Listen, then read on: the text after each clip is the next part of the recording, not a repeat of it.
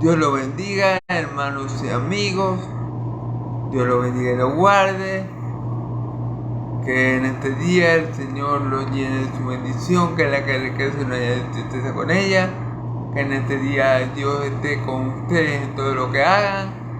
Y que la bendición de Dios nunca falte en su vida. Que la paz de mi Dios y la gracia de mi Señor Jesucristo esté sobre todos ustedes. Amén y amén. Le damos gracias a Dios por permitirme un día más. Le doy gracias a Dios, mejor dicho, por permitirme un día más compartir la palabra de Dios con ustedes por este medio. Le doy gracias a Dios por la salud que me da para permitirme predicar su evangelio. Le doy gracias a Dios por la sabiduría que me ha dado y le doy gracias a Dios porque hasta aquí me ha sostenido. Puedo decir, en Venezuela Dios me ha traído hasta aquí y le pido a Dios en esta hora que me ayude una vez más, un día más a predicar su evangelio donde no hay verdad, porque fuera de él nada puedo hacer y no hay bien para mí fuera de él, porque él es la fuente de todo bien, como está escrito. Amén. Entonces le pido a Dios que sea su Espíritu Santo tomando control, asistiéndome, para que todo lo que yo diga sea palabra de Dios y no sea invención de hombre, sea para la gloria de Dios y no sea para la gloria de los hombres. Se lo pido todo en el nombre de su Hijo amado Jesús, mi Salvador, mi Rey y mi Dios. Amén y amén. Bueno, hermanos y amigos, vamos a ver hoy. Vamos a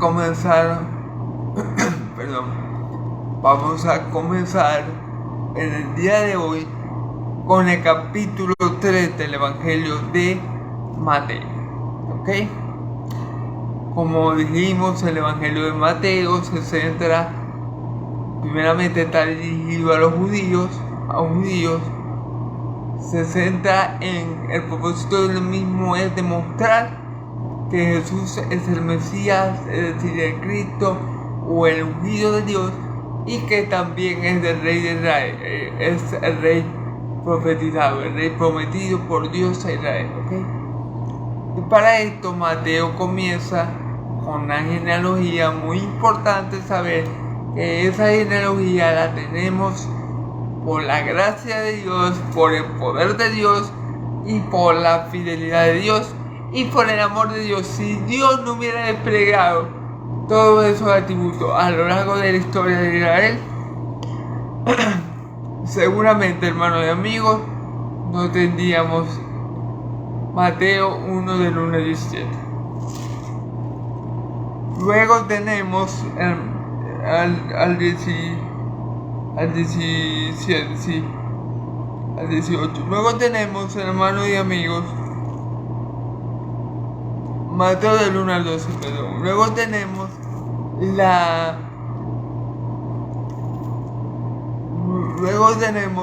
hermanos y amigos, la matanza de los niños. La vimos ayer, ¿verdad, hermanos? Vimos la matanza de los niños de Belén, lo que yo titulé como la masacre en Belén. ¿Ok? Antes de eso vimos la visita de los reyes sabios. Sabemos que estos reyes vinieron del oriente a adorar a mi Señor Jesús y le trajeron los mejores artículos, los mejores objetos de su país, oro, incienso y mirra. Y le adoraron, le dieron lo mejor y lo adoraron como rey. Y recordemos que estos reyes sabios no eran del pueblo de Israel, pero Dios le había dado la sabiduría y la ciencia y la fe para que ellos fueran y adoraran al niño que acababan de nacer y tuvieran al tanto de que él era ni nada más ni nada menos que el Rey de los judíos, el Salvador del mundo. ¿Ok? Luego vimos la matanza de los niños o la masacre en Belén, como yo lo titulé. y vimos la maldad de un hombre llamado Herodes el Grande, un hombre con el corazón perverso, con el corazón podrido, un hombre que, como yo les comenté, no estaba muy bien de la cabeza, mató a alguno de sus hijos y estaba muy enfermo, es verdad, y era un hijo del diablo. Así que bueno, Herodes, para evitar que mi Señor Jesús llegara a ser el rey de los judíos, porque él no quería tener competencia, ya que él era gobernador en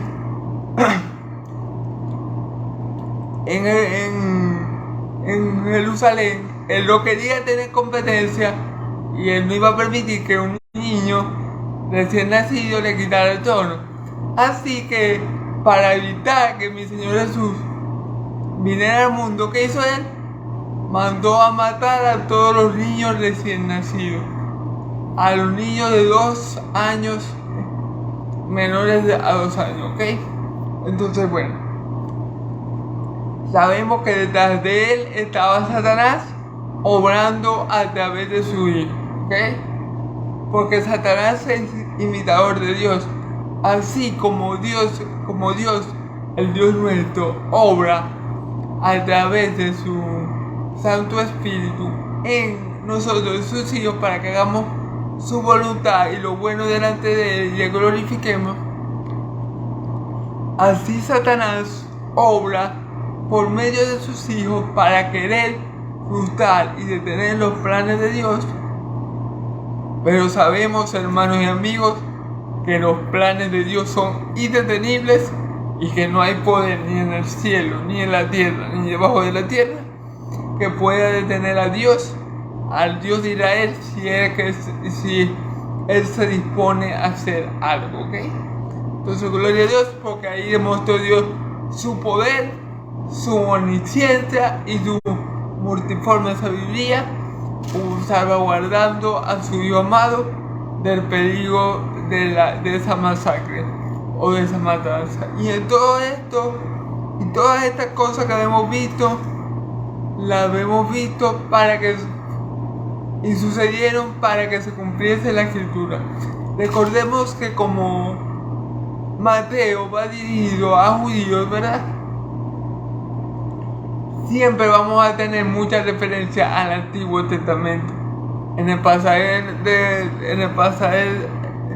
anterior, en la matanza de los niños, vimos Oseas 11:1 y Jeremías 31 de 15 a 39. Y a lo largo del Evangelio de Mateo vamos a ver mucho de eso.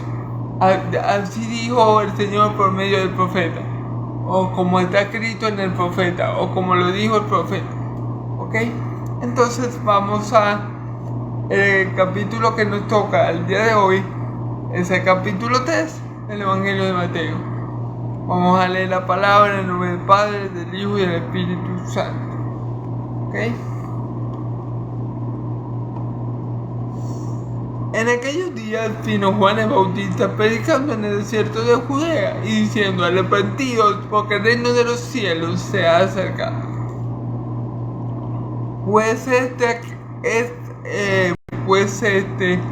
es de quien habló el profeta Isaías, cuando dijo: voz de que clama en el desierto, preparad el camino del Señor, enderezad su senda. Y Juan estaba vestido de pelo de camello y tenía un cinto de cuero alrededor de sus lomos, y su comida era langosta y miel silvestre. Gloria a Dios. Y salía a él Jerusalén y toda Judea y toda provincia de alrededor de Jordán, y era bautizado por él en el Jordán, confesando sus pecados. ¿Ok?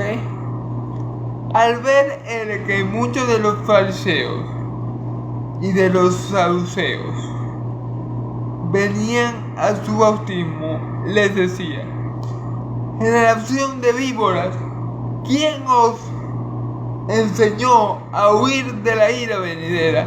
Haced pues frutos dignos de arrepentimiento, y no penséis decir dentro de vosotros mismos: Abraham tenemos como padre, porque yo os digo que Dios puede levantar hijos de Abraham aún de estas piedras, y ya también el hacha está puesta la raíz de los árboles, a la raíz de los árboles. Por tanto, todo árbol que no da frutos es cortado y echado al fuego. Yo en la verdad bautizo en agua para arrepentimiento, pero el que viene tras de mí,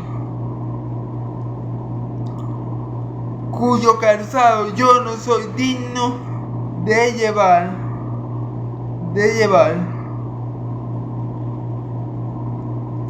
es más poderoso que yo. Él os bautizará en Espíritu Santo y fuego. Su aventador está en su mano y limpiará su era, y recogerá su trigo en el granero y quemará la paja en el fuego que nunca se apaga. Gloria a Dios. Amén y amén. Gloria al nombre de Dios. Ok. Bueno, le pido a Dios, a su Santo Espíritu, que sea Él guiándome como siempre a través de toda su palabra, ¿ok? Que sea Él a través de su Santo Espíritu guiándome en toda esta enseñanza, para que ustedes que me escuchan y yo seamos edificados, ¿ok? Bueno, en el nombre de Jesús, amén y amén. En aquellos días vino Juan el Bautista predicando en el desierto de Judea, ¿ok? Aquí el apóstol Mateo mete a escena a un personaje que no había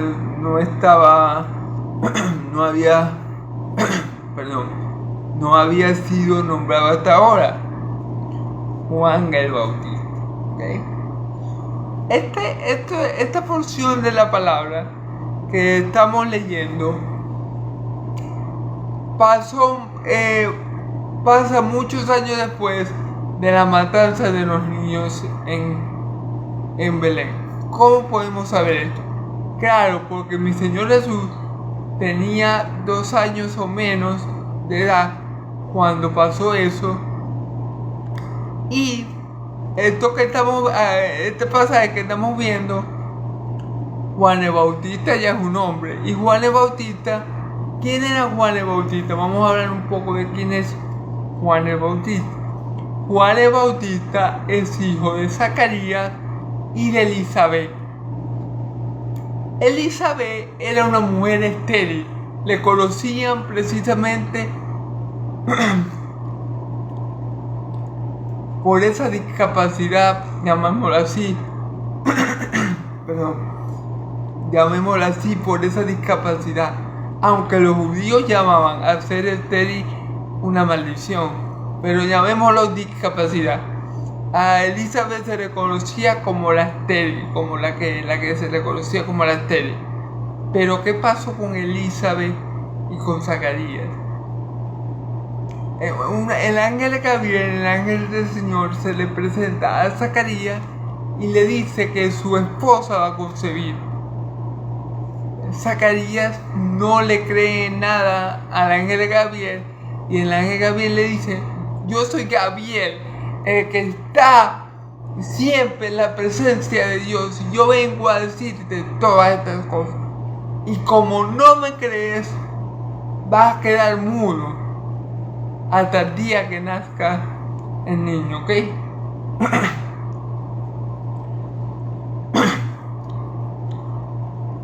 Si no vamos a Lucas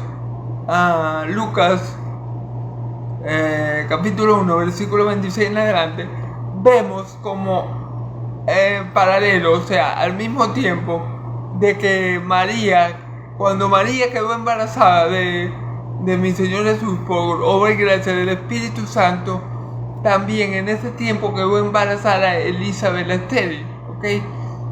Cuando Juan el Bautista nació, mi Señor Jesús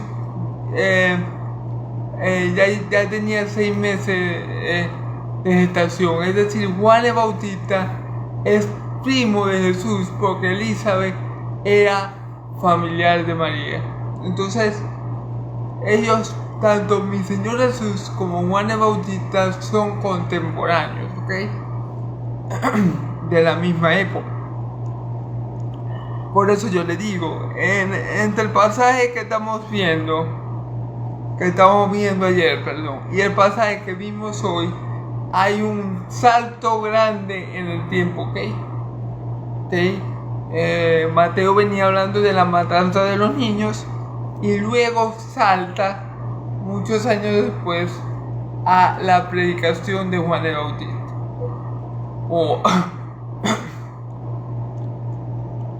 Introduciendo a este personaje tan importante en la historia bíblica y en el plan de Dios para la redención.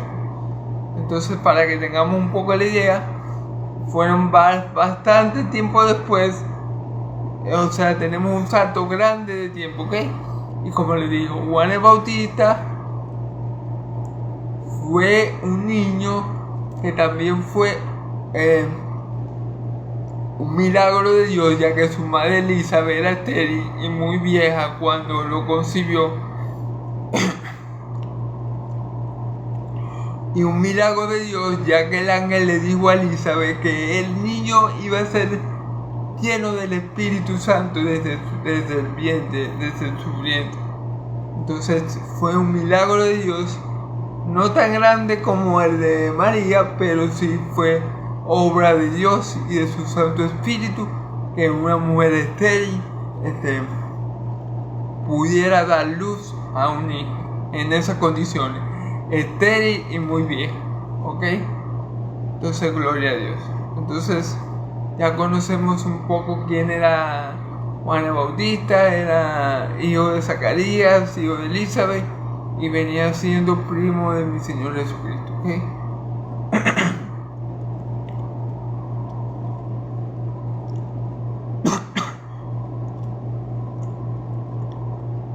En aquellos días vino Juan el Bautista, ya conocimos un poco de Juan el Bautista, predicando en el desierto de Judea. Juan el Bautista estaba predicando, estaba proclamando un mensaje en el desierto. O sea, Juan el Bautista no se puso un flu, no se puso un traje muy caro, muy fino. Juan el Bautista no fue a una sinagoga, a una iglesia a predicar, ¿ok? Juan el Bautista estaba proclamando el mensaje que Dios le había dado a anunciar en un desierto, ¿ok? En un desierto, fíjense bien. Y podemos aprender de esto que el Hijo de Dios no vino a esta tierra a vivir de comodidades ni de lujo. El Hijo de Dios vino a esta tierra a hacer la voluntad de Dios. Juan el Bautista era un verdadero profeta del Señor. Pero ¿dónde estaba predicando él? En un desierto. No estaba predicando en la sinagoga donde los fariseos predicaban, muy bien vestidos y pulidos, para que todo el mundo lo viera. Estaba predicando en un desierto, en un lugar desolado, en un lugar donde faltaba la alimentación, en un lugar a donde el ser humano no le gustaría estar ni siquiera, ni por casualidad le gustaría llegar a ese lugar.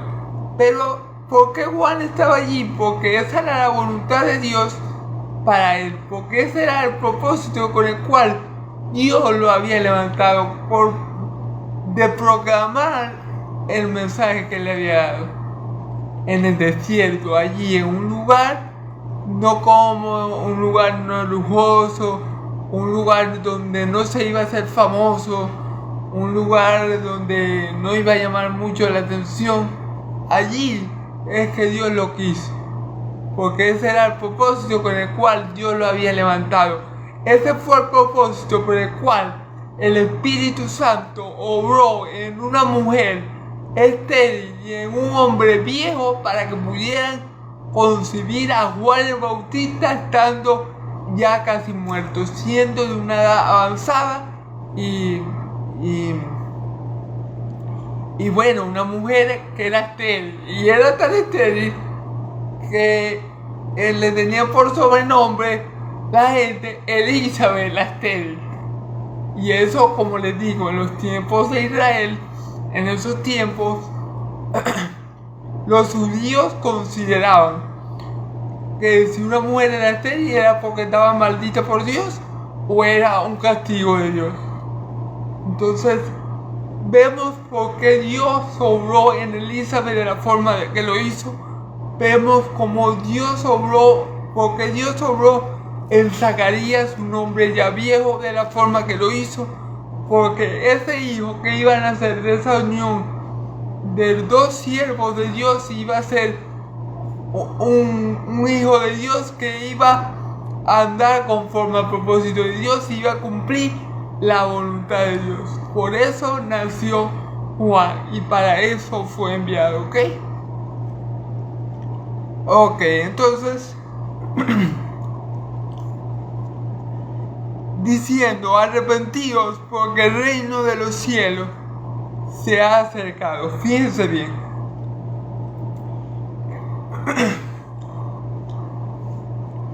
¿Qué proclamaba Juan el Bautista? ¿Qué le mandó a anunciar Dios, que fue que lo comisionó a Juan el Bautista? Arrepentidos porque el reino de los cielos se ha acercado. Gloria a Dios. Ese era el mensaje que Juan tenía que comunicar desde el desierto al pueblo de Israel. Ese era el mensaje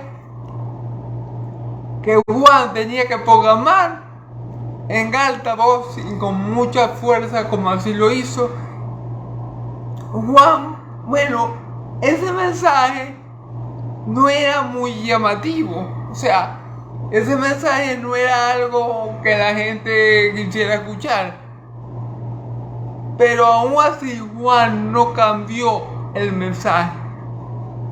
Juan no cambió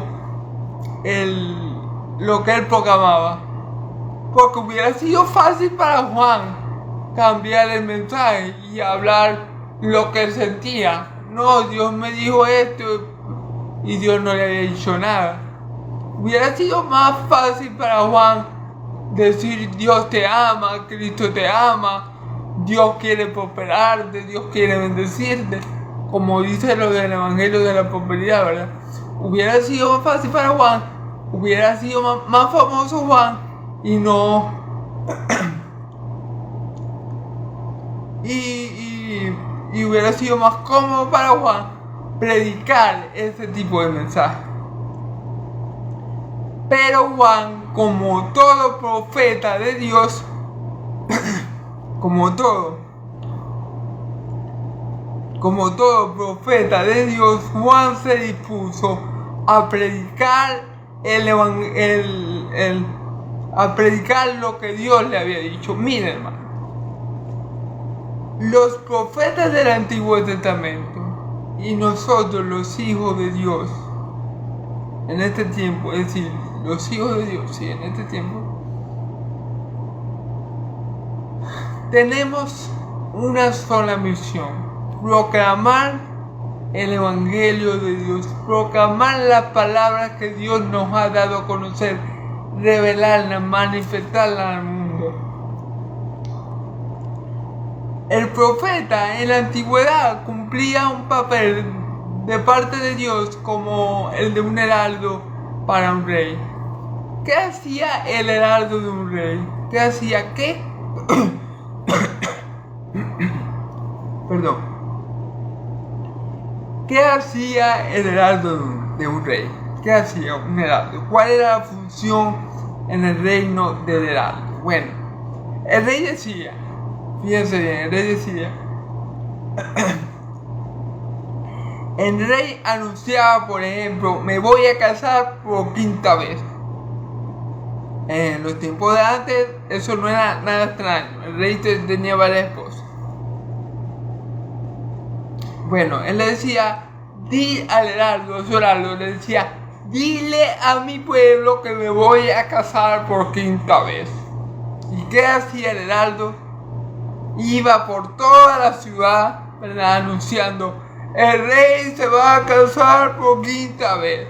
El rey se va a casar por quinta vez. Y no cambiaba para nada lo que el rey le había dado a hacer. Bueno, eso mismo es el trabajo del profeta, hermano. El profeta no puede cambiar lo que Dios le ha dado a decir. Así sea algo pesado, algo duro de escuchar, algo que no agrade a la gente, algo que no lo vaya a ser famoso ni popular. El profeta tiene el deber delante de Dios de decirle al pueblo lo que Dios le ha hecho saber, sin cambiarle nada, sin ponerle periquitos, sin ponerle las cosas más bonitas, no. El profeta iba, pam, pam, pam, así ha dicho el Señor, pam, pam, pam, pam. Jeremías, por ejemplo, perdón, hermano, que el actor no me quiere dejar predicar, pero bueno, que se friegue el actor. Por ejemplo, Jeremías le dijo al pueblo de Israel, el Señor me ha dicho que si no se arrepiente de sus pecados, va a venir Nabucodonosor, un rey fuerte, y los va a esclavizar. Y ese era el mensaje de Jeremías. Jeremías estuvo predicando 20 años aproximadamente el mismo mensaje, para que el pueblo de Israel se arrepintiera y se volviera de sus malos caminos. Y ni aún así el pueblo de Israel hizo caso, y por eso Dios le envió a Nabucodonosor, y ya sabemos lo que pasó después. 70 años de cautiverio y todo lo que Dios había profetizado, ¿sí? Entonces a eso vino Juan, a proclamar arrepentimiento y a decir que el reino de los cielos se había acercado, ¿ok? ¿Y por qué él decía que el reino de los cielos se había acercado? Porque él sabía que estaba a la puerta el Mesías. Él sabía, aunque él no le conocía, él sabía que él tuviera proclamando en el desierto este mensaje significaba una sola cosa: el Mesías está a la puerta, ¿ok? El Mesías está a la puerta. Él lo sabía muy bien, y por eso él decía que él proclamaba que se arrepintiera, porque el reino de los cielos se había hecho cercano. Pues este es aquel de quien habló el profeta Isaías cuando dijo: voz que clama en el desierto. El profeta Isaías cuando dijo: voz que clama en el desierto, preparad el camino del Señor, enderezad su senda. Fíjense bien, Dios había dicho 700 años más o menos antes de Cristo, por el profeta Isaías,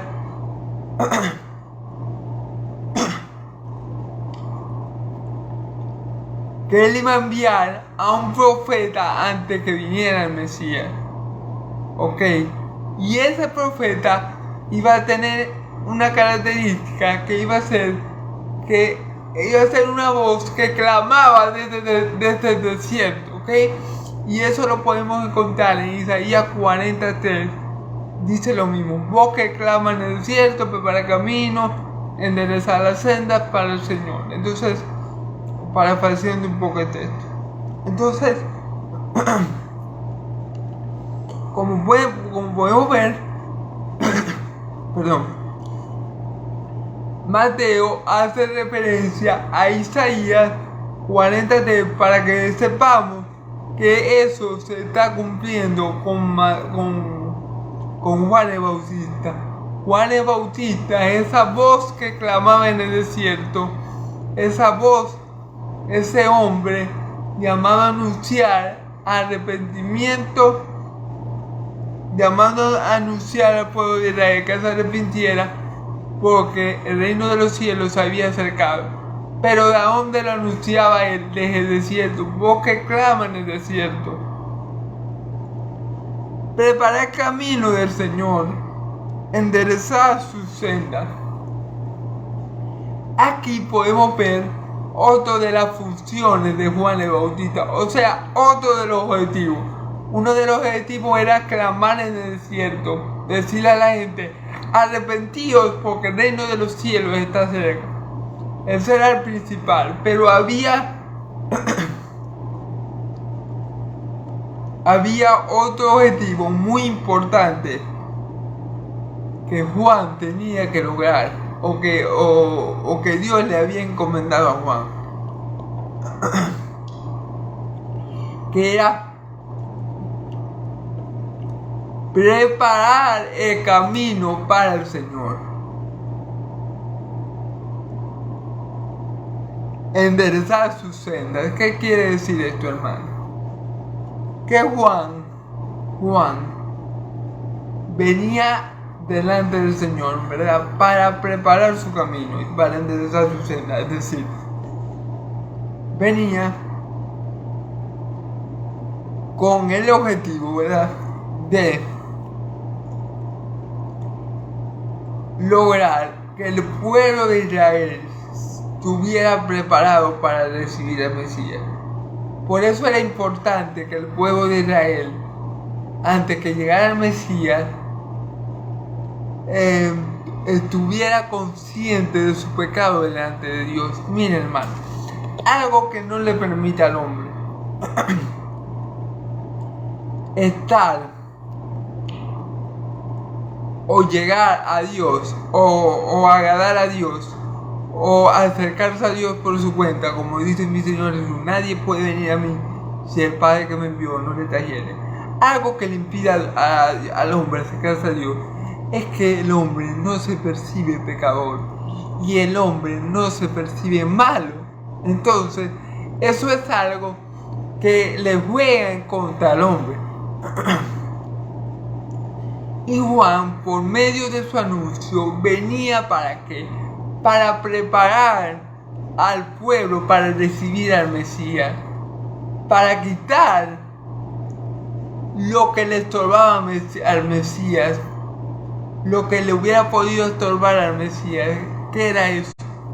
Era esa dureza de corazón que tenían los hombres, era ese mal concepto que tenía el hombre de sí mismo. Entonces Juan el Bautista vino a concientizar, por así decirlo, al pueblo de Israel de que su pecado delante de su Dios era grande, de que ninguno de ellos era salvo y que ellos necesitaban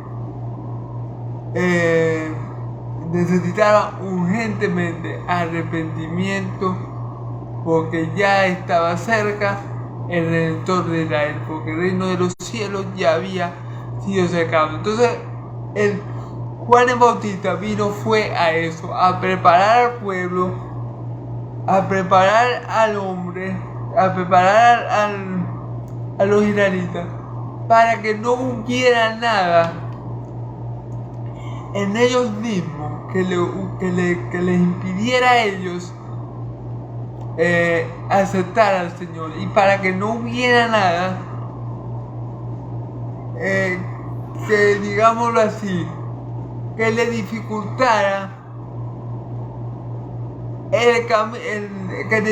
que dificultara la obra del Señor. Y eso que podía dificultar la obra del Señor, y eso que no le permitía al pueblo de Israel acercar a Dios, era lo mismo, era la dureza de su corazón, era la inconsciencia que ellos tenían acerca de su estado espiritual. ¿Sí me entienden lo que le quiero decir, hermano de mí? Juan el Bautista vino para preparar al pueblo espiritualmente hablando, y el paso más importante precisamente era el arrepentimiento. Es como dicen los psicólogos, ¿verdad? El primer paso y el más importante es reconocer que se tiene un problema. Bueno, con ese objetivo, Dios envió a Juan a proclamar en el desierto arrepentimiento, porque el reino de los cielos se ha acercado. Entonces, ¿qué trataba Juan? De hacerle ver a la gente sus pecados para que, estando consciente de ellos, buscaran de Dios, se arrepintieran y fueran perdonados de sus pecados. Para eso vino Juan, para enderezar el camino, para que cuando el Mesías llegara,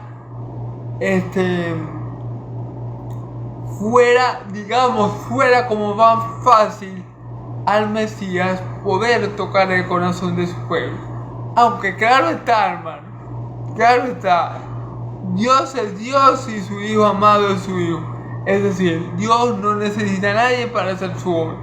Pero Juan fue enviado con ese propósito, con el propósito de predicar esto, para ir transformando, para ir concientizando al pueblo del pecado, para que cuando apareciera el Mesías se volvieran a él con un corazón verdaderamente contrito y humillado, hermano. Porque si yo no creo que yo soy pecador y que en mí hay pecado, yo estoy grave.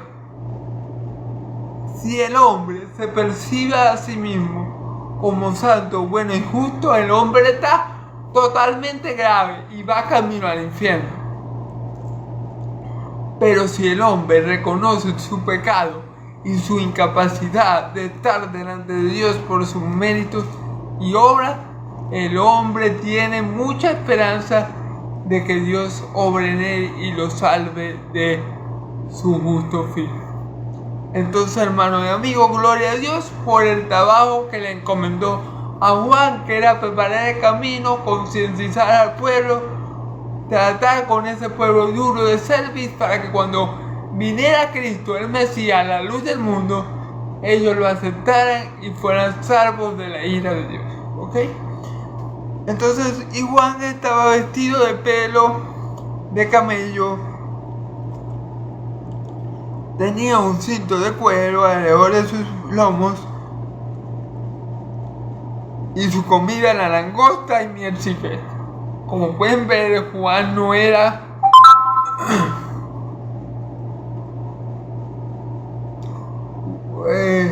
como pueden ver, Juan no era un hombre rico, acaudalado. Juan no era un hombre que se ponía ropa caché. Juan no era un hombre que comía caviar y que se iba de avión de aquí para allá, porque, bueno, ni siquiera había avión, ¿verdad? Ni carro, ni bicicleta para ese tiempo. Bueno, y igual no creo que una bicicleta le hubiera servido mucho en el desierto.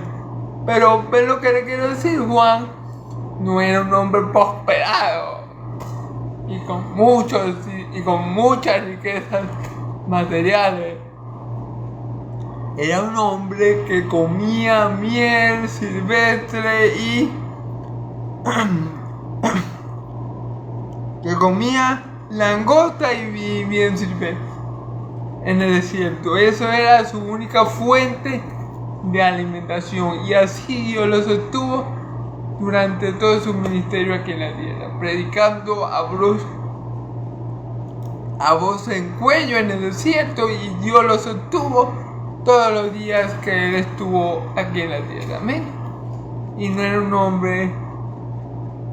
hombre altivo, no era un hombre pretencioso, no era un hombre que buscaba las riquezas de este mundo. Era un hombre apartado de Dios, era un hombre bendecido por Dios, era un escogido de Dios, era un hombre que desde pequeño tuvo el Espíritu Santo de Dios morando en él, porque así le dijo el ángel a Elizabeth: desde pequeño él iba a tener el Espíritu de Dios. Y era un hombre de Dios y no era prosperado.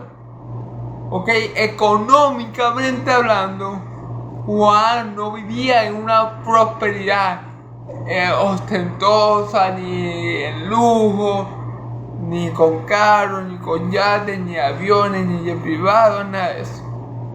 Porque bueno, aunque en el tiempo de Juan no había nada de eso, sí, si Dios lo quería prosperar, le podía dar bastantes caballos,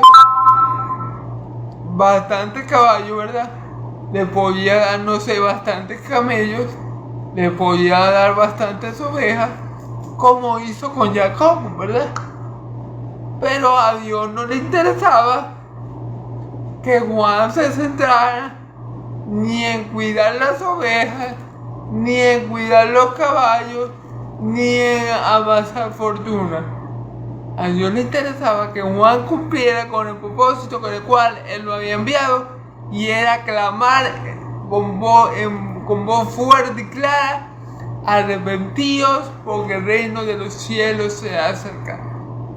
Ese era todo el trabajo de Juan, y en eso él se tenía que enfocar. No en ser rico, no en tener ropas caras como los fariseos que tenían vestiduras, ustedes saben. No me miren que yo soy mejor que tú. No, Juan era completamente diferente. Vestía de forma muy humilde.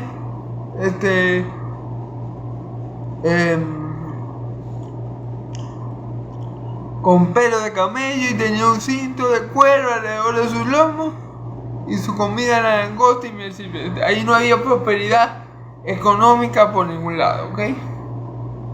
Y salía de Jerusalén y toda Judea y toda la provincia de alrededor del Jordán, y eran bautizados por él en el Jordán, confesando sus pecados. Vemos que aunque Juan estaba apartado en el desierto, en un lugar inhóspito, en un lugar no muy agradable, vemos que aunque Juan no tenía una presencia, que bien viste de ese muchacho, no era un hombre llamativo, no era un hombre. Pero vemos algo aquí en estos versículos. La proclamación de Juan, es decir, lo que Juan estaba anunciando, lo que Juan estaba diciendo, que el reino de los cielos se había acercado y por ende se tenía que arrepentir de sus pecados. Vemos, hermanos y amigos, que esa sola proclamación estaba llena, pero que muy llena del poder de Dios. Esa proclamación en medio de un desierto estaba cargada, repleta, ungida con el poder de Dios. Juan estaba lleno del Espíritu Santo. Y por eso el mensaje de Juan el Bautista era tan escuchado por todo Israel, hermano. Es increíble. Juan en el desierto proclamando arrepentimiento y que el reino de los cielos se había acercado, hermano. Y la gente venía de todas partes de Israel al desierto. Y Juan no estaba predicando prosperidad. Juan no estaba predicando: vengan a Dios y Dios los hará rico. O siembren $100 para que Dios le multiplique 200. Juan no estaba predicando eso. ¿Y por qué entonces Juan tuvo tanto,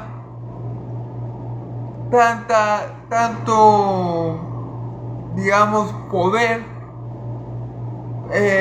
Que la gente venía a él. ¿Por qué ese mover de la gente hacia Juan? ¿Qué era lo que hacía la predicación de Juan tan especial? o tan eficaz pues al momento de llamar a la gente. Hermanos y amigos, que Juan estaba lleno del poder de Dios, que cada palabra que salía de la boca de Juan, aunque no era un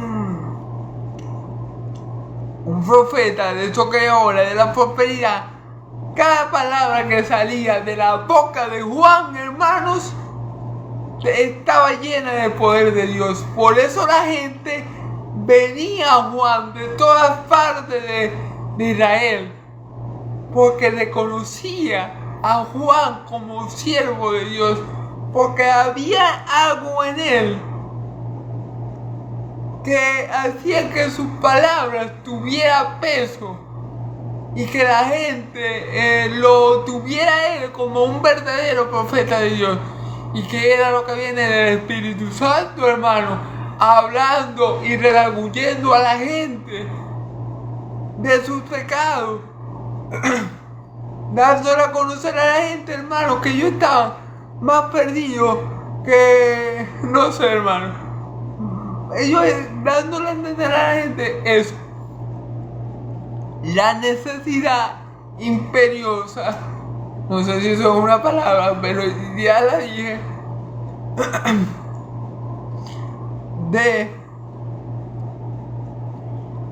de volverse a Dios, de arrepentirse y volverse verdaderamente, genuinamente de corazón a Dios.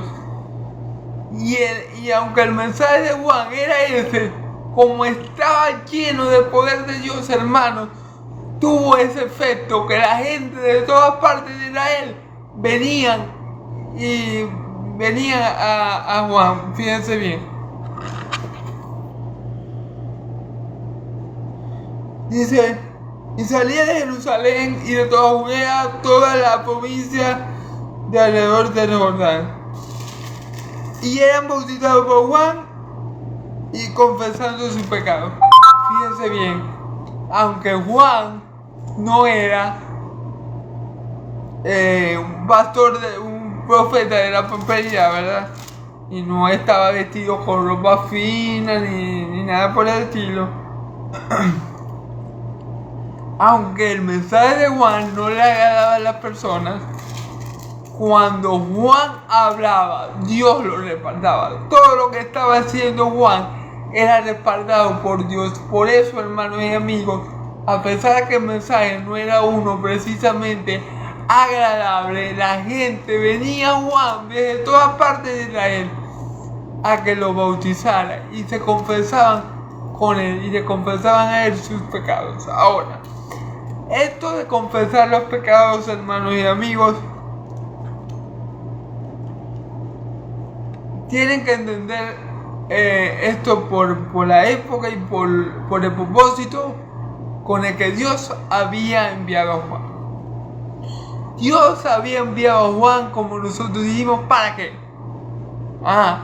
Dios había enviado a Juan para preparar el camino para el Mesías, es decir, para concientizar al pueblo de sus pecados, para que el pueblo viera su pecado delante de Dios y para que se arrepintiera, para preparar los corazones para recibir al Mesías, para preparar al pueblo espiritualmente para la aparición de su Rey y Señor, ¿verdad?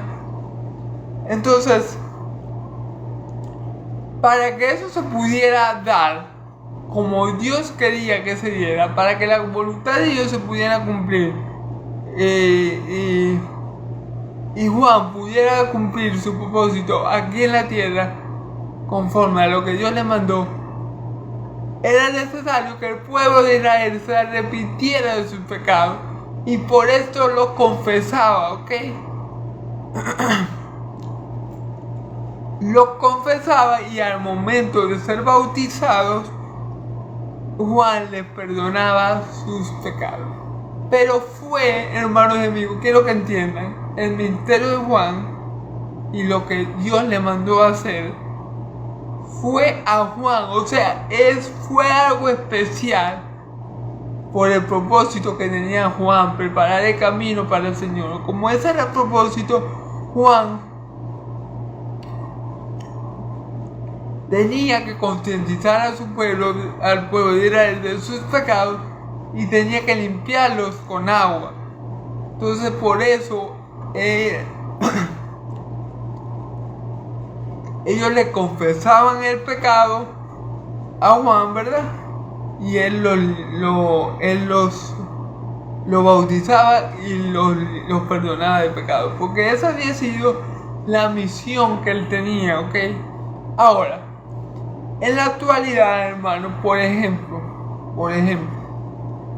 el bautizo de niños que la Iglesia Católica Romana Apostólica, como ellos se dicen,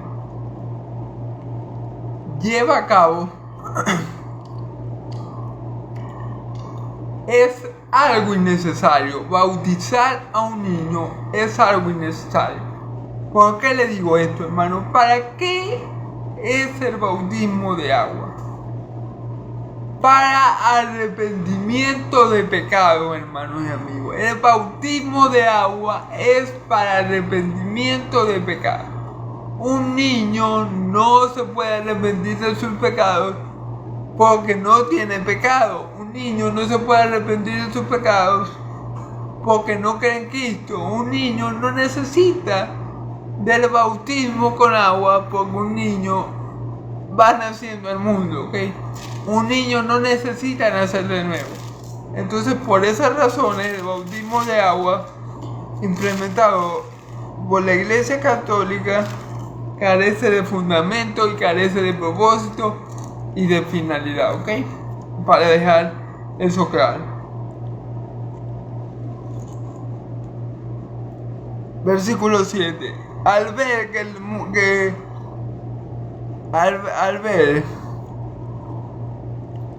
que muchos de los fariseos y de los saduceos venían a su bautismo, le decía: generación de víboras, ¿quién os enseñó a huir de la ira venidera? ¿Ok? Fíjense bien. Mira, hermano, como yo le dije hace un ratico, el primer paso para acercarnos a Dios es reconocer nuestro pecado, hermano.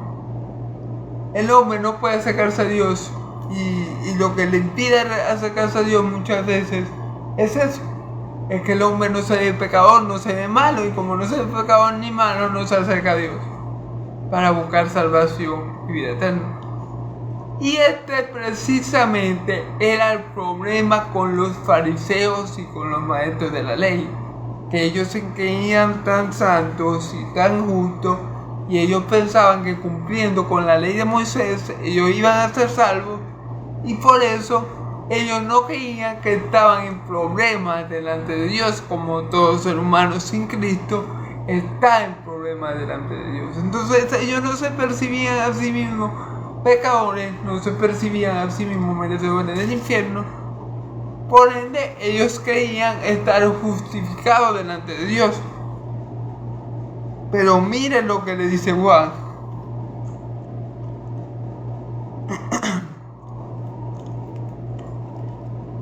Al ver que muchos de los fariseos y de los saduceos venían a su bautismo, le decía: gente de víboras, ¿quién os enseñó a huir de la ira venidera? Fíjense bien. A lo mejor los fariseos que iban al bautismo solamente iban a ver lo que Juan decía y lo que estaba haciendo Juan. A lo mejor eso era lo que pasaba, que ellos iban era a ver lo que hacía Juan en el desierto. Y eso es lo que le decía Juan: ¿quién os enseñó a escapar de la ira venidera? Raza de víboras, fíjense cómo lo llama. Y la víbora que tiene, hermano, veneno. ¿Y el veneno que es? El veneno de una persona, ¿cuál es? De la persona del ser humano, ¿cuál es? Lo que mata al ser humano, ¿qué es? El pecado, hermano. Esos fariseos, al igual que una prostituta, al igual que un recaudador de impuestos, estaban llenos de pecado, llenos de veneno. Y también obviamente se refería a veneno porque ellos tenían una boca muy mala. Pero ¿qué pasa, hermano? Que las prostitutas y los recaudadores de impuestos, como lo dicen los evangelios, iban por delante de ellos, iban a llegar primero al reino de Dios. ¿Por qué? Porque las prostitutas y los recaudadores de impuestos creyeron en Juan el Bautista. Juan el Bautista bautizó a muchas prostitutas y a muchos recaudadores de impuestos, que eran los peorcitos de Israel. Pero, no así, no bautizó a muchos fariseos. ¿Sí me entienden? Porque los fariseos se creían perfectos, se creían santos, se creían justos delante de Dios y no les hacía falta nada, porque ellos guardaban el Shabbat. Por decir un ejemplo, porque ellos guardaban la ley. Entonces, Juan los trataba de esa forma. Fíjense bien, raza de víbora. ¿Quién os enseñó a escapar de la ira venidera? O sea, fíjense que a veces encontramos hermanitos que dicen no juguéis, porque tal, porque cual. Hermano, no se trata a veces de jugar. Fíjense bien que Juan llamó a raza de víbora a los religiosos de la época, a los fariseos y a los maestros de la ley, ¿verdad? Juan no llamaba a raza de víbora a las prostitutas y a los recaudadores de impuestos. Juan llamaba a raza de víbora a aquellos que se creían santos por su propio mérito, aquellos que por su religiosidad ellos creían que iban a ser salvos y que estaban bien delante de Dios, aquellos que creían que no necesitaban de lo que él estaba anunciando para ser salvos. A eso le llamaban raza de víbora. ¿Ok? ¿Qué le quiero decir con esto? Que no es malo, o Dios no ve mal, que un hijo de él reprenda a uno que cree ser hijo de él, pero no lo es. Porque muchos dicen Señor, Señor, como dice la palabra. En aquel día muchos me dirán Señor, Señor, y yo les diré, apartaos de mí, hacedores de maldad. Porque no todo el que me diga Señor, Señor entrará en el reino de Dios, sino que hace la voluntad de mi Padre que está en el cielo. Entonces, no está mal que un hijo de Dios reprenda a otra persona porque ésta está obrando, porque ésta tiene conocimiento de la palabra, pero está haciendo lo contrario. Cuando un hijo de Dios ve que alguien que dice ser también hijo de Dios está obrando en contra de la palabra de Dios, la persona tiene el deber, tiene el derecho de hacerle saber a esta persona en qué está fallando, de hacerle saber a esta persona, mira, tú estás por mal camino, porque la palabra de Dios dice esto, esto y lo otro, y tú estás haciendo lo contrario. Uno tiene ese deber y esa autoridad de parte de Dios. Dios nos permite hacer eso, porque Juan lo hacía, porque Jesús lo hacía. Pero lo que Juan no hacía, ni lo que Jesús hacía, era decirle a las prostitutas o a los recaudadores de impuestos que estaban perdidos y que se iban para la quinta pelea del infierno. Eso es lo que no hacía. O sea, yo no puedo venir aquí y decirle a un malandro o a un violador que él se va a ir para la quinta pelea del infierno. O sea, esa no puede ser mi predicación. Pero yo le puedo decir a uno que se dice ser hijo de Dios, mira, si tú sigues predicando esta falsa doctrina, te vas a ir al infierno. ¿Ok? Ven el punto. El punto es que Juan y Jesús trataban con más dureza a los que decían tener conocimiento de la verdad, pero se quedaban ahí en el decir, pero con sus obras demostraban lo contrario, ¿ok? Y a eso yo, como hijo de Dios, puedo exhortar, puedo reprender, puedo amonestar con la palabra. Que a los que se dicen ser de parte de la familia de Dios, pero con sus obras demuestran todo lo contrario. Amén. Y eso es lo que está diciendo Juan. Y fíjense bien, vamos a apurarme, hermano, porque creo que estoy algo lento. Fíjense bien, voy a ver si me apuro. Fíjense bien que dice de la ira venidera. ¿De la ira venidera de quién? ¿De quién ellos estaban escapando? ¿De quién ellos estaban escapando? Los fariseos que habían ido a bautizarse o a ver el bautismo. ¿De quién estaban escapando? ¿De la ira de quién? De la ira de Dios. Mira, hermano y amigo. A ver, Dios no nos quiere salvar a nosotros. O sea, sí nos quiere salvar, pero ¿de qué es lo que nos quiere salvar Dios? Bueno, ustedes dirían, bueno, hermano, del infierno. Sí, pero no es lo primordial. No es, o sea, Dios sí quiere salvarnos del infierno, pero Dios lo que quiere, lo que anhela es salvarnos de su justa ira, hermano. Dios quiere salvarnos del mismo. Porque ¿quién es el que nos va a arrojar al infierno? Dios. Dice la palabra que los ángeles de Dios van a arrojar a los que no creen en Cristo al infierno. ¿Quién va a arrojar al ser humano al infierno? Dios. Entonces, en primer lugar, ¿de quién nos quiere salvar Dios? De Él mismo. Dios envió a su unigénito Hijo a salvarnos de Dios. O sea, Dios envió a Dios a salvarnos de Dios. Amén, gloria a Dios, así es. Dios envió a su unigénito Hijo a salvarnos de la ira de Dios. Porque cosa horrenda es caer en manos de Dios viviente. Entonces, de esa ira venidera, de la ira venidera que se va a consumar en los posteros días, es de la que Juan dice que estos fariseos quieren escapar, de la ira del Dios vivo y verdadero. Por eso la palabra dice que tenemos que tener miedo a Dios, porque al fin y al cabo Dios es el que va a arrojar nuestras almas al infierno. No tenemos que tener miedo al diablo. El diablo no puede hacer nada con nuestras almas. El diablo no tiene poder para arrojar nuestras almas al infierno.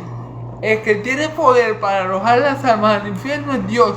Y Él va a mandar a sus santos ángeles a que haga eso con todos aquellos que no creyeron en Cristo. Entonces, esa es la ira venidera, ¿ok? Ahora, hacer pues fruto digno de arrepentimiento. Fíjense bien, hacer fruto digno de arrepentimiento. ¿Qué le quiere decir Juan a los fariseos? Bueno, no solamente hablen, sino hagan las cosas que demuestren que ustedes están arrepentidos. Es decir,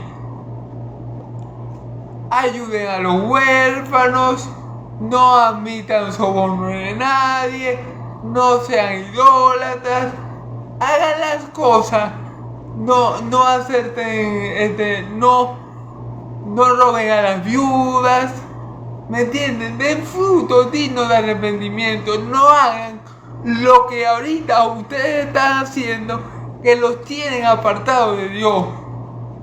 Cambien completamente su manera de vivir y demuestren que su arrepentimiento es sincero. Y si un arrepentimiento es sincero, tiene que sí estar acompañado de frutos que lo evidencien, ¿ok? Eso es lo que le está diciendo Juan. Bueno, por darle un ejemplo, el fariseo que esté robando a la viuda, por ejemplo, no lo haga más. El maestro de la ley que no tenga misericordia, sea misericordioso con su prójimo. Cambie su manera de vivir, cambie su manera de agradar a Dios, cambien su modo de ver las cosas, cambien su mente. Eso es lo que le está diciendo. da fruto digno de arrepentimiento, o sea, que sus obras demuestren su arrepentimiento, que sus obras manifiesten el arrepentimiento que ustedes dicen tener. Eso es lo que está exigiendo Juan. Y no penséis decir esto de vosotros mismos. Abraham tenemos por padre porque os digo que Dios puede levantar hijos de Abraham aún de esa piedra. Claro, porque ese era uno de los problemas de los fariseos y de muchos judíos, que creían que era, por decirlo así, que era la última Coca-Cola del desierto. Es decir, como ellos eran descendientes de Abraham, de Isaac y de Jacob, como ellos venían del linaje de la nación escogida, entonces ellos decían, no, pero nosotros no tenemos que hacer mucho porque nosotros somos descendientes de Abraham. Y Dios no va a destruir a los descendientes de Abraham. Dios no va a destruir al pueblo que salió de Abraham por causa de Abraham. Sí, pero Pablo nos enseña que no todo Israel es israelita. Y asimismo, no todo hijo de Abraham, no todo que dice ser hijo de Abraham es hijo de Abraham, porque mi Señor Jesús le dijo a los fariseos que creían que era hijo de Abraham y descendiente de Abraham, le dijo, ustedes son de vuestro padre el diablo. Así que ellos se creían muy confiados, se creían la quinta Coca-Cola del desierto y estaban muy seguros porque ellos eran, digámoslo ahí, el pueblo del pacto y porque ellos descendían de Abraham. Y no es que está mal ser un israelita de sangre, no es que no sea bendición, pero si soy un descendiente de Abraham, tengo que imitar a Abraham. Y Abraham, ¿qué hizo? Obedecer a Cristo. Abraham vio a Cristo y se gozó de él. ¿Ok? Entonces, ellos se sentían inflados y estos gentiles van todos para el infierno. Los griegos, los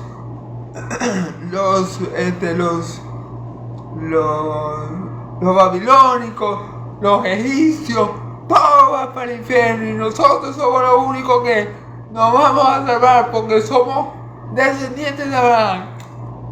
Y ya, ellos se creían superiores a las demás naciones por el simple hecho de ser descendientes de Abraham. ¿Ok? Entonces eso lo sabía muy bien Juan el Bautista y por eso le dice, den frutos dignos de arrepentimiento, que su arrepentimiento sea manifiesto por las obras que ustedes hacen, que las obras que ustedes hacen manifieste que su arrepentimiento es verdadero y no digan, no, yo soy salvo por ser descendiente de Abraham, porque la salvación no es por enchufe, la salvación no es por el linaje ni la descendencia, la salvación viene del Señor y al Señor nuestro Dios, al Dios de Abraham, de Isaac y de Jacob, le ha placido, hermanos, le ha placido que la salvación sea por gracia, por medio de la fe. Y esto no es cosa nuestra, no es cosa del ser humano, es don de Dios, no por obra para que nadie se gloríe. Así que, como ellos pensaban que por ser descendientes de Abraham, ellos estaban salvos de la ira de Dios, ellos estaban completamente errados y iban directo al infierno, al lago de fuego de azufre. ¿Okay? Entonces, eso es lo que le está diciendo Juan el Bautista.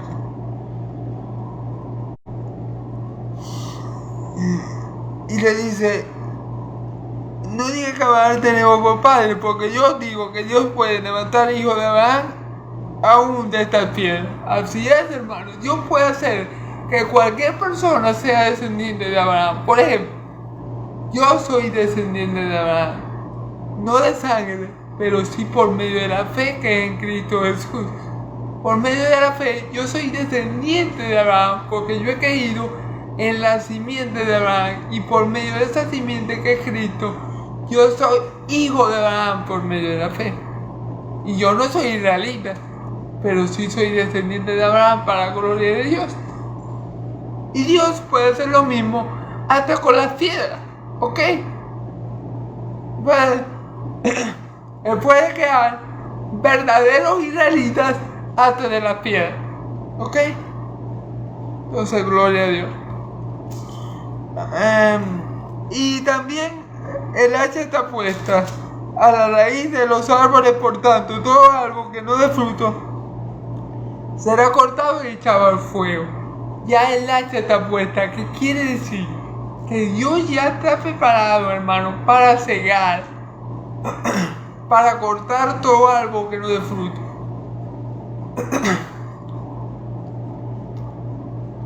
Ya Dios está preparado. Y es que cuando vino Cristo, fíjense bien, Cristo es una bendición para todo aquel que cree, para todo aquel que es hijo de Dios. Cristo es una bendición.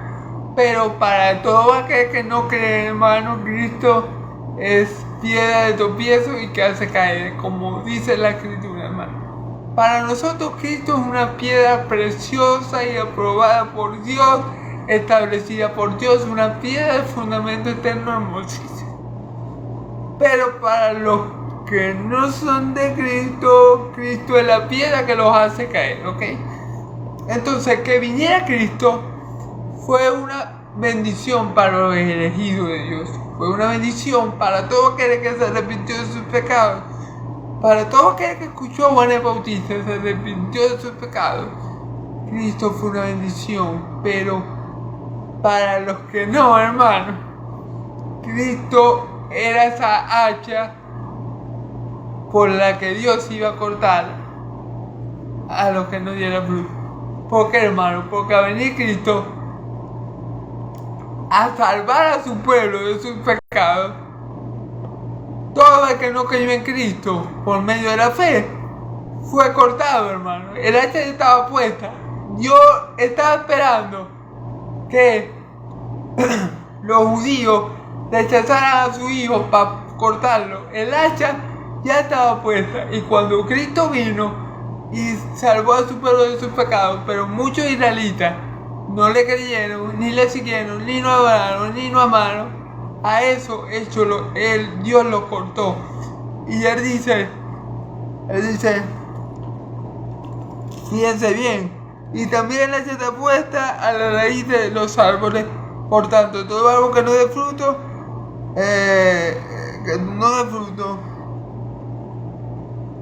todo árbol que no dé buen fruto es cortado y echado al fuego.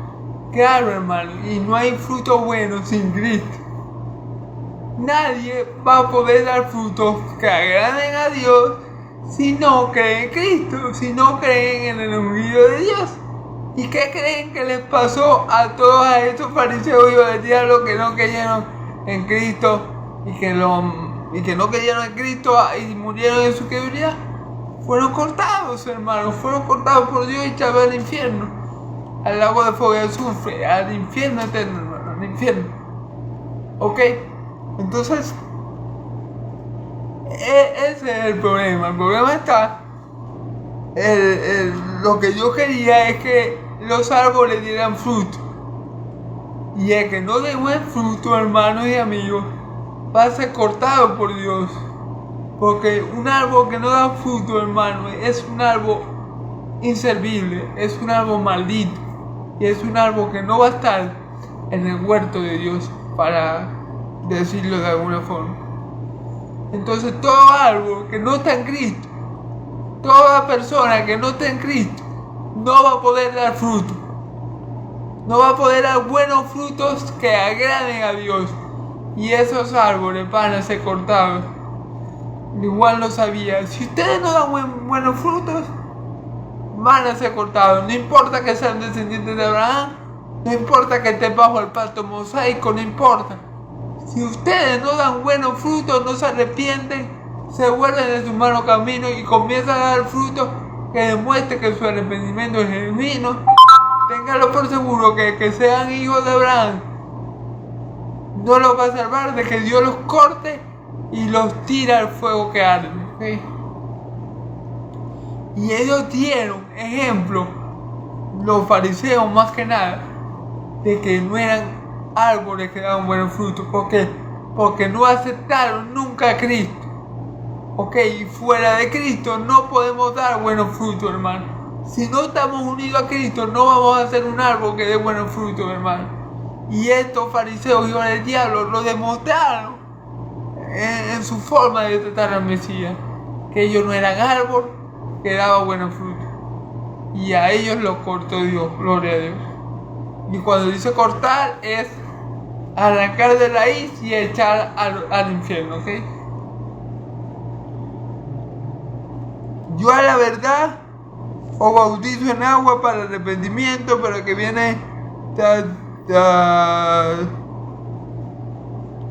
viene tras mí, cuyo calzado yo no soy digno de llevar, es más poderoso que yo. Él os bautizará en Espíritu Santo y fuego. Juan dice, bueno, yo a la verdad los bautizo con agua para perdón de pecado, para arrepentimiento, pero viene uno después de mí que es más poderoso que yo, al cual no soy digno ni siquiera de desatar sus sandalias. Él bautizará con Espíritu Santo y fuego. Entonces, el bautismo de Juan era para limpieza de pecado, pero el bautismo con el Espíritu Santo es para sellarnos como hijos de Dios, para adoptarnos como hijos de Dios, para introducirnos como parte de la gran familia de Dios. Es un bautismo, hermano, con fuego que no puede ser quitado. ¿Por qué dice con fuego? Porque el Espíritu Santo es fuego, hermano. Entonces, cuando uno cae en Cristo, ¿verdad? Uno se arrepiente de sus pecados, como dice Juan el Bautista, y cae en Cristo para vida eterna. ¿Qué pasa? El Espíritu Santo te sella, pero el Espíritu Santo te sella con fuego. Es como cuando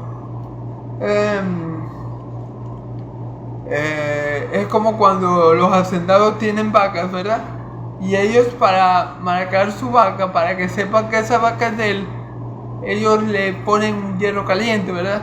Y la marca con una letra, con un símbolo, con algo así. Bueno, así es el bautismo con el Espíritu Santo. El Espíritu Santo nos sella y nos hace propiedad de Dios, exclusivo de Dios, apartado de Dios, ¿ok? Eso es lo que hace el Espíritu Santo, es un bautismo de poder, de autoridad y de adopción, ¿ok? Vamos a apresurarme un poco porque ya creo que voy tarde, como aquí en Facebook no veo, aquí no veo la hora, lo que llevo, entonces no estoy muy seguro de cómo voy en tiempo. Su aventador en su mano y limpiará su era y recogerá su trigo y en el granero y quemará la paja en el fuego que nunca se apaga. Fíjese bien, ya el Señor tiene todo listo, todo preparado, todo como tiene que ser para hacer esto. ¿Para qué? El aventador está en su mano y limpiará su era y recogerá su trigo, que él va a ser el Hijo de Dios vino para hacer una limpieza.